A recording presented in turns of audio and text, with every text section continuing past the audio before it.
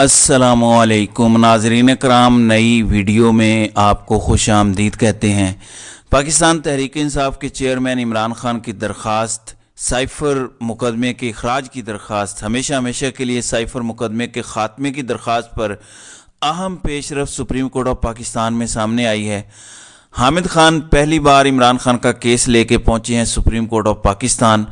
جو درخواست دائر کی گئی ہے اس میں جو پلی لی گئی ہے اور اس میں جو پوائنٹس اور نکات اٹھائے گئے ہیں وہ بڑی اہمیت کے حامل ہیں۔ سپریم کورٹ آف پاکستان نے حالیہ دنوں میں شہباز گل اور ARY کے صدر کے کیس میں اخراج مقدمہ کے لیے ایک نیا پرنسپل دیا ہے کہ کب مقدمہ خارج ہو سکتا ہے۔ انہوں نے پریزیڈنٹ ARY اماد یوسف کی حد تک وہ مقدمہ خارج بھی کیا۔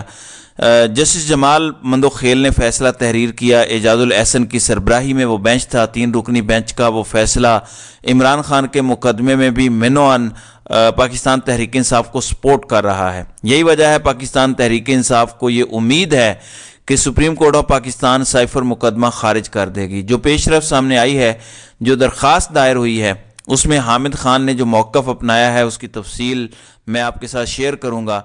سب سے پہلے میں آپ کو بتاتا چلوں کہ پاکستان تحریک انصاف کے رہنماؤں کے خلاف جو کارروائیاں ہیں، جیسے عمران خان کے خلاف 200 سے زائد مقدمات تھے، اب وہی حال شیر افضل مروت کے ساتھ ہے۔ ثوابی میں کل ایک بڑا جلسہ ہوا۔ اسد کیسر کا وہ حلقہ ہے۔ اسد کیسر کو کل دوبارہ گرفتار کیا گیا تھا ایک تیسرے مقدمے میں، ایک کالج کے گملے ٹوٹے تھے اس مقدمے میں۔ آج اتوار کے دن اسد کیسر کو پیش کیا گیا جوڈیشل مجسٹریٹ کی عدالت میں۔ ڈیوٹی جوڈیشل مجسٹریٹ تھے، وہاں استدعا کی گئی کہ جناب ان کا جسمانی ریمانڈ دیا جائے۔ کس لیے جسمانی ریمانڈ دیا جائے؟ جی ہم نے تفتیش کرنی ہے۔ اب گملے تو ریکور کروانے نہیں ہیں۔ اب عدالت نے جسمانی ریمانڈ کی استدعا کو مسترد کیا اور عدالت نے جوڈیشل ریمانڈ پر جیل بھیجنے کا حکم دے دیا اور ان کو جیل بھیج دیا۔ یہی صورتحال ہم نے شیر افضل مروت کے خلاف دیکھی، جن کے خلاف دھڑا دھڑ مقدمات درج کیے جا رہے ہیں۔ ثوابی میں کل ثوابی کے لوگوں نے یہ بتایا کہ وہ عمران خان اور اسد کیسر کی ناحق گرفتاری پر ان کا رد عمل کیا ہے اور وہ انتخابات میں کس طرح سے سرپرائز دیں گے مخالفین کو، جنہوں نے عمران خان، اسد کیسر اور پاکستان تحریک انصاف کے لوگوں کو مختلف مقدمات کی آڑ میں جیلوں میں رکھا ہوا ہے۔ یہ PTI کے 21 مقامی قائدین اور دیگر نامعلوم کارکنان پر مقدمہ درج کیا گیا ہے۔ پشاور میں ورکر کنونشن کا یہ مقدمہ درج کیا گیا ہے تحریک انصاف کے کارکنان کے خلاف۔ دفعہ 144 کی خلاف ورزی پر یہ مقدمہ ہے۔ اس میں PTI کے مختلف عہدیدار شامل ہیں۔ اب یہ تمام عہدیداران عبوری ضمانتیں کروا کے ڈائریکٹ جائیں گے پشاور ہائی کورٹ میں۔ پشاور ہائی کورٹ پہلے بھی 3 اس طرح کے مقدمات کو معطل کر چکی ہے۔ جب پشاور ہائی کورٹ کہتی ہے کہ انتخابی مہم آپ کو کرنے کا حق ہے، روڈ کے علاوہ آپ کسی جگہ پہ بھی کر سکتے ہیں، اگر کوئی اپنے حجرے میں یا کسی اوپن پلیس میں کنونشن کرتا ہے تو اس میں ایسی کون سی ممانعت ہے جس بنیاد پر یہ ایسی کارروائی کریں اور اس طرح کے اقدامات کریں؟ میں سمجھتا ہوں کہ عدالتوں کو اس پر سخت ایکشن لینا چاہیے، جبکہ 7 دسمبر کو چیف الیکشن کمشنر سکندر سلطان راجہ کو بھی پشاور ہائی کورٹ نے ذاتی حیثیت میں طلب کیا ہوا ہے۔ یہ بہت بڑی بات ہوگی کہ آپ پشاور میں چیف الیکشن کمشنر خود پیش ہوتے ہیں یا نہیں ہوتے۔ FIR تھانہ ثوابی کے SHO کی مدعیت میں درج کی گئی۔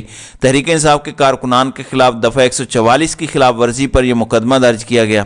مقدمے میں پاکستان تحریک انصاف کے سابق MNAs، MPAs اور ٹکٹ ہولڈرز شامل ہیں۔ ظاہر ہے ان کو بھی کہیں نہ کہیں تو مینج کرنا ہے۔ اگر وہ باہر ہیں اور وہ انتخابات لڑیں گے تو ان کے لیے مشکلات پیدا کریں گے، اس لیے انہیں بھی ہر صورت نشان عبرت بنانا ہے۔ آپ لوگ دیکھ سکتے ہیں کہ وہ لوگ جنہوں نے پاکستان تحریک انصاف کو چھوڑا، جو مختلف چھوٹے علاقوں میں MPAs یا ٹکٹ ہولڈرز تھے، وہ ابھی سے کمپین کر رہے ہیں اور ان کو کوئی پوچھنے والا نہیں ہے۔ اب انہوں نے IPP میں ان لوگوں کو شامل کروایا جن کی کسی بھی صورت اپنے حلقے میں مضبوط پوزیشن نہیں تھی، وہ صرف PTI کی بنیاد پر الیکشن جیتتے آئے تھے۔ لیکن وہ علاقے جو بیکورڈ ہیں، جہاں آج بھی وڈیراازم ہے، وہاں پر ان کا اپنا ایک ووٹ بینک ہے، اس کو مد نظر رکھتے ہوئے ان کو IPP میں شامل نہیں کروایا۔ وہ آزاد انتخابات لڑیں گے، اگر وہ جیت گئے تو وہ پھر IPP میں شامل ہو جائیں گے۔ تو یہ آزاد لوگوں کو اکٹھا کر کے ایک حکومت بنانے کا خواب دیکھ رہے ہیں، اس کے علاوہ تو ان کے پاس کوئی اور آپشن نہیں ہے۔ اب پاکستان تحریک انصاف کے خلاف جلسہ کرنے پر بھی مقدمہ ہو جاتا ہے۔ دوسری جانب آپ جانتے ہیں کہ پاکستان تحریک انصاف نے سائفر مقدمے کو چیلنج کیا تھا اسلام آباد ہائی کورٹ میں۔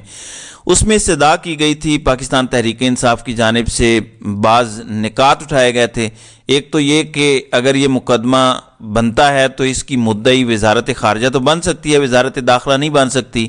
وزارت داخلہ کا اس معاملے سے یا سائفر سے کوئی لینا دینا نہیں ہے۔ نہ سائفر وزارت داخلہ میں آنا ہوتا ہے، نہ سائفر وزارت داخلہ سے جانا ہوتا ہے، نہ اس کی سیکیورٹی وزارت داخلہ کی ذمہ داری ہے۔ سائفر ایک الگ معاملہ ہے جو صرف وزارت خارجہ ڈیل کرتا ہے اور وہی اپنے پروسیس سے بھجواتا ہے متعلقہ حکام کو۔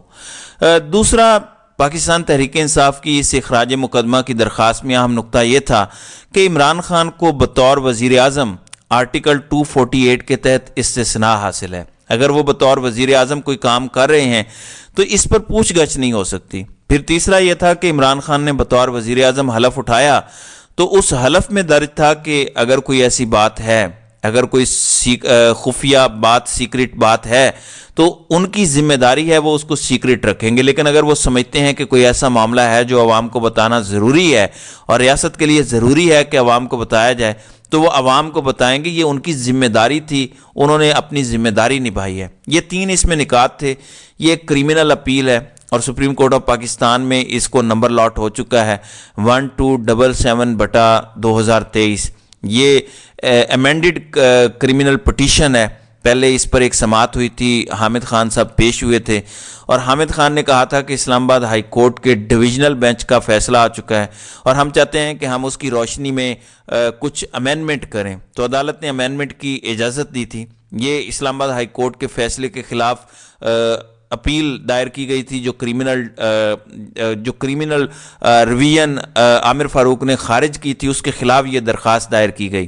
یہ 32 صفحات پر مشتمل پٹیشن ہے جو حامد خان نے quashment of the F I R کو کواش کرانے کے لیے ایف آئی آر کو خارج کرنے کی درخواست کی ہے سپریم کورٹ آف پاکستان میں۔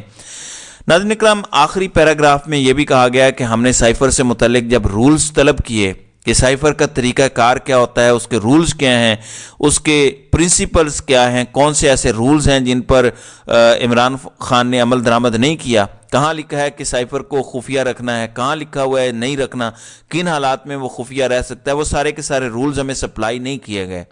ٹرائل کورٹ کے سامنے ہم نے بار بار گزارش کی کہ ہمیں آپ رولز اینڈ ریگولیشنز تو دیں، لیکن وہ رولز آج تک نہیں دیے گئے۔ یعنی ہم نے جن رولز کی خلاف ورزی کی ہے وہ رولز کون سے ہیں، سرکار اور مدعی کی جانب سے انکار کیا گیا ہے یہ رولز اور ریگولیشن ہمیں دینے کے حوالے سے۔ تو یہاں ان کے آرٹیکل 10A کی خلاف ورزی ہے اور آرٹیکل 19A کی خلاف ورزی ہے۔ پھر انہوں نے کہا کہ 23 اکتوبر کو جو ہمارے خلاف چارج فریم ہوا اس کو غیر قانونی قرار دیا جائے، چونکہ اب دوبارہ وہی چارج فریم ہونا ہے، الزامات تو وہی ہیں۔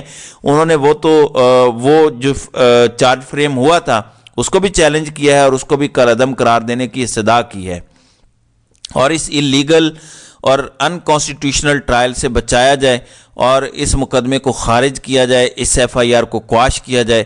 یہ حامد خان کی جانب سے درخواست دائر کی گئی ہے۔ یہ 3 رکنی بینچ بنا ہے سردار طارق مسعود کی سربراہی میں، جسٹس یحییٰ آفریدی اور جسٹس عائشہ ملک ہیں۔ اب امید ہے کہ یہ بینچ ریلیف دے گا اور عمران خان کا اگر سائفر مقدمہ خارج ہو گیا تو پیچھے جو ٹرائل اور ساری چیزیں ہیں وہ بھی ختم ہو جائیں گی، اور ان کا جو مقصد ہے کہ عمر قید یا سزائے موت دی جائے وہ ارادہ بھی اپنی موت آپ مر جائے گا۔ تو ناظرین اکرام، آپ کی اس ویڈیو کے حوالے سے کیا رائے ہے؟ آپ اپنی رائے کا اظہار کامنٹ سیکشن میں ضرور کیجیے گا۔